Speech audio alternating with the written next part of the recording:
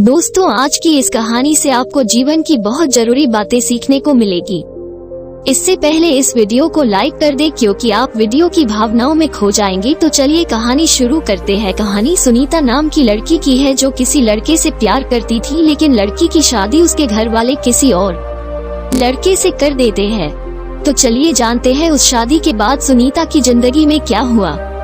एक बहुत बड़ी बहस, मान मनोबल और लाख समझाने बाद सब लड़की की शादी उसकी इच्छा के बिना एक रमेश नाम के गवार लड़के के साथ कर दी गई। तो सुनीता निराश मन लिए एक बहू और पत्नी के रूप में लड़के के घर आ गई थी। तभी सुहागरात के वक्त लड़का दूध लेकर कमरे में आता है और सुनीता के पास बैठ जाता है। तभी उसकी पत्नी आंख नीचे किए गुस्से में पति से कहती है, क्या तुम मुझे अकेला छोड़ सकते हो? सुनीता की ये बात सुनकर रमेश बहुत उदास होता है। कुछ देर बाद रमेश मुस्कुरा कर बोलता है, अच्छा ठीक है, तुम आराम करो, मैं तो तुम्हारे लिए दूध लेकर आया था। इतना कहकर रमेश कमरे से बाहर चला जाता है। इधर सुनीता अचरज मन से मन मार कर ही रह जाती है कि इसने झगड़ा क्यों नहीं किया, क्योंकि वो चाहती थी कि झगड़ा हो और कलेश हो ताकि वो उस गवार रमेश से तलाक ले सके। समय बीतता गया। सुनीता को ससुराल में रहते 5 दिन बीत गए। सुनीता अपना हर समय अपने कमरे में ही रहती, किसी से बात नहीं करती। रूम का दरवाजा बंद करके वो बस मोबाइल में सारा दिन अपने बॉयफ्रेंड से बात किया करती।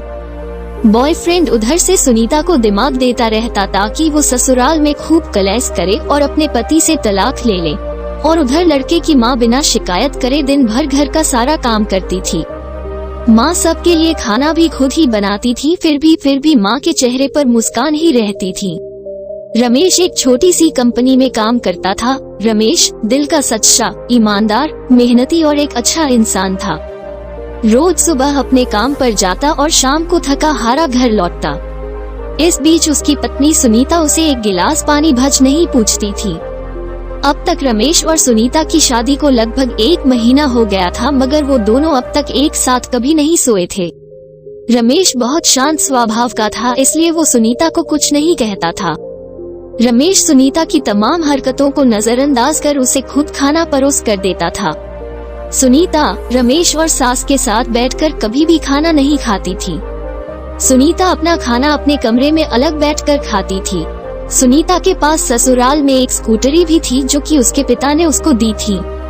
रमेश अब जैसे ही ऑफिस चला जाता, इधर सुनीता रमेश के जाने के बाद स्कूटरी लेकर अपने बॉयफ्रेंड के पास चली जाती मिलने के लिए।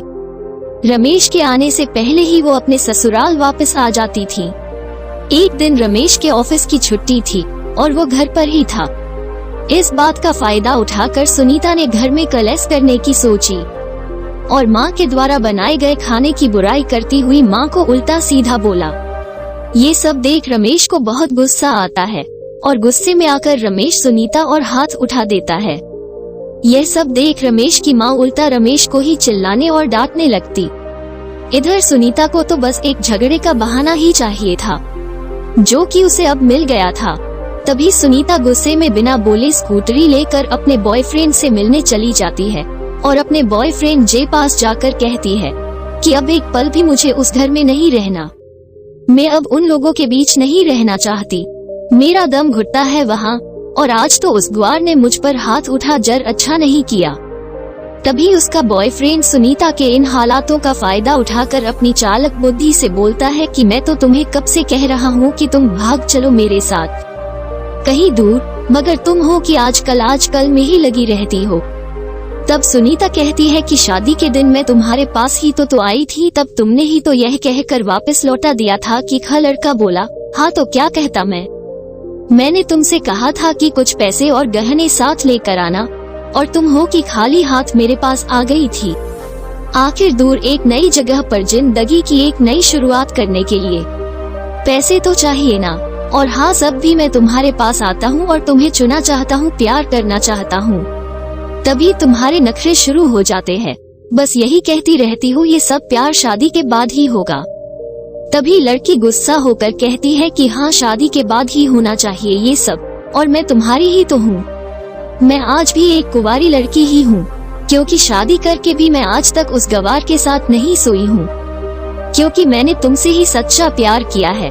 और अब मैं चाहती हूँ कि अब तुम मेरे साथ शादी करके मुझे हमेशा के लिए अपना बना लो, और फिर उसके बाद अपनी मर्जी जितना मन करे उतना प्यार करना मैं नहीं रोकूंगी। यह सुनकर सुनीता का बॉयफ्रेंड बोलता है तो ठीक है, मैं जरूर शादी करूँगा, मगर तुम कम से कम 5 लाख रुपयों का तक शाम तक किसी तरह इंतजाम कर लो। मैं तुम्हें एक होटल का पता दे रहा हूँ, तुम रात तक 10 बजे तक उस होटल पर पहुँच आ जाना। ये सुनीता बोलती है उस गवार के पास कहाँ होगा पैसा, बल्कि मेरे पापा ने ही उसे दहेज के रूप में 3 लाख रुपए और कुछ गहने दिए थे। गहने तो मेरे पास ही है, मगर सारे पैसे उस गवार ने अलमारी में लोक कर रखे हैं।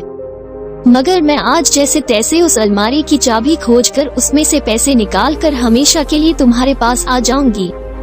इतना कहकर लड़की ससुराल लौट जाती है। लड़की ससुराल पहुंचकर अपने पति और सास से लड़ाई करती है और भी उन पर खूब चिल्लाती है। फिर भी पता नहीं क्यों रमेश और सास सुनीता को की प्रतिक्रिया नहीं देते, सब अनसुना करते रहते हैं।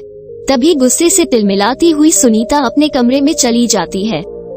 तभी सुनीता के मोबाइल पर सुनीता के बॉयफ्रेंड का मैसेज आता है। मैसेज में लिखा था कि कब आ रही हो, पैसे लेकर कितना वक्त लगेगा। सुनीता मैसेज का रिप्लाई करते हुए लिखती है, सब्र करो, मैं वक्त पर आ जाऊंगी। इतना लिखकर मैसेज सेंड कर देती है। इतने में रमेश सुनीता के रूम का दरवाजा खटखटाते हुए बोलता है, चली खाना खा लो। सुनीता बोलती है, मैं खाना तभी खाऊंगी जब मुझे इस अलमारी की चाबी दोगे। रमेश कुछ देर चुप रहता है और कुछ सोचकर अलमारी की चाबी निकालकर दरवाजे के नीचे सुनीता के रूम में खिसका देता है। चाबी देख सुनीता बहुत खुश होती है। रमेश बोलता है, ये लो चाबी और चलकर अब खाना खा लो, क्योंकि मैंने और माँ ने अभी तक खाना नहीं खाया है। माँ ने कहा हम आज साथ बैठकर ही खाना खाएंगे।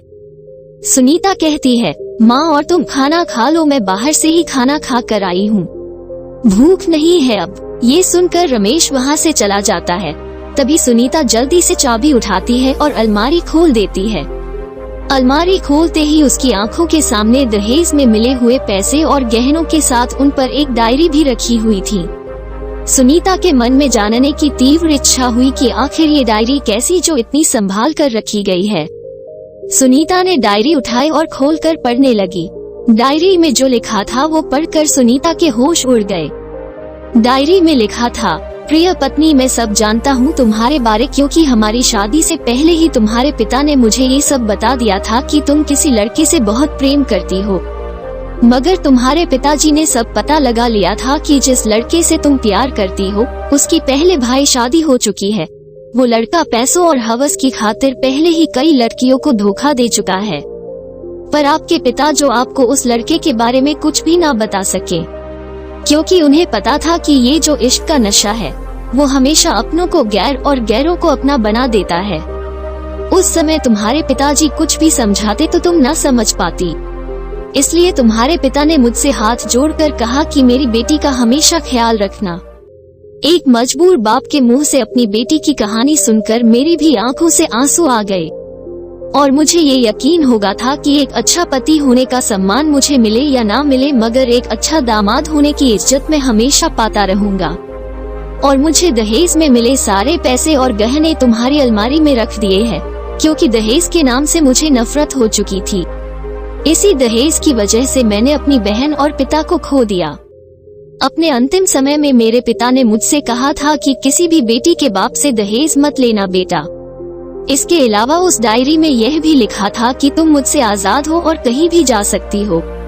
डायरी के बीच के पन्नों में तलाक के पेपर रखे हैं, जहां मैंने पहले ही अपने साइन कर दिए हैं। जब भी तुम्हें लगे कि इस गवार के साथ नहीं रहना, तब तुम भी इस तलाक के पेपर पर साइन करके रख देना, फिर अपने सारे पैसे और जेवर लेकर जा सकती हो।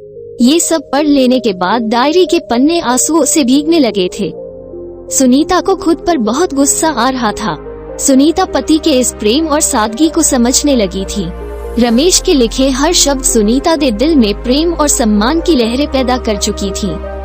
अपनी धुंधली आंखों से आंसू पोंछते हुए सुनीता ने डायरी का जब एक पन्ना पलट कर वह देखा तो वहाँ लिखा हुआ था कि प्यारी पत्नी, मैंने तुम्हें इसलिए मारा क्योंकि अपने माँ को बुरा भला बोला।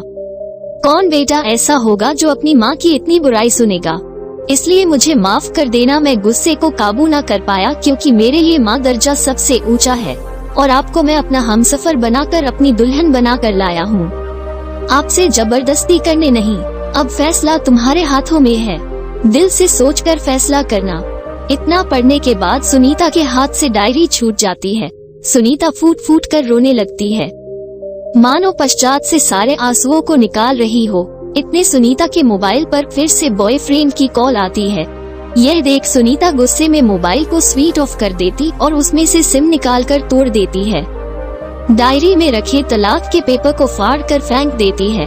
अब सुनीता को समझ आ गया था कि जिससे वो अब तक प्यार कर रही थी उसे तो सिर्फ पैसों से प्यार था, जबकि सच्चा प्यार करने वाला तो मेरा पति ही था, जिसे सब कुछ पता होते हुए भी मुझसे इतना प्यार किया और पिता का सम्मान भी रखा। इतने में रोती हुई आवाज में बोलती है, मैं अपने पति का प्यार क्यों नहीं समझ पाई अब तक। फिर किसी तरह खुद को संभालते हुए अपने रूम का दरवाजा खोला और जाकर अपनी सास और पति के चरणों में गिर गई। माँ बहू को उठाकर अपने सीने से लगा लेती है। पति खड़ा देख रहा था और उसकी आंखों में आंसू भर आए थे।